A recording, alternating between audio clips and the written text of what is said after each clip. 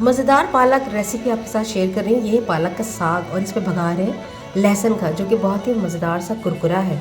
मैंने लिया है एक गड्डी पालक, जिसको मैंने अच्छे से वॉश कर लिया था, और उसमें लिए 2 टमाटर, 2 हरी मिर्चें, और उसको मैंने ब्लेंड कर लिया है।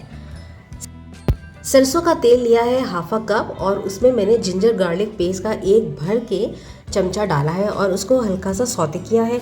सौते करने के बाद जो यहाँ हम ब्लेंड कर रहे हैं मिक्सचर पालक, टमाटर और हरी मिर्च का, वो हम शामिल कर देंगे इस भगार के अंदर, यानी कि जो हमने लहसुन और अदरक का भगार लगाया है।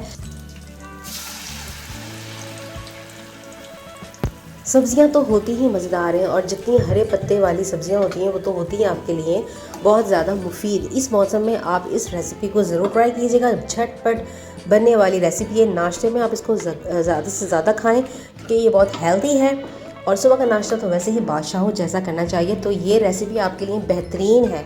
यकीन जाने इतना पावरफुल है, ये आयरन है इसमें पालक में। यहाँ मिक्स कर रही हूँ मैं हाफ टी स्पून हल्दी पाउडर, हाफ टी स्पून लाल मिर्च पाउडर, नमक हस्बे जायका डालिएगा, मिक्स कीजिएगा।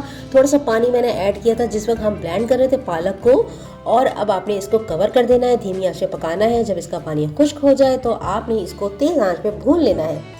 भूनने के बाद आपने इसमें लगाना है बड़ा ही मज़ेदार सा तड़का, जो कि होगा लहसुन का। लहसुन के जवे आपने बहुत सारे काट लेने हैं, चॉप कर लेने हैं, और आप या तो ऑयल में भगार लगाएं या फिर देसी घी।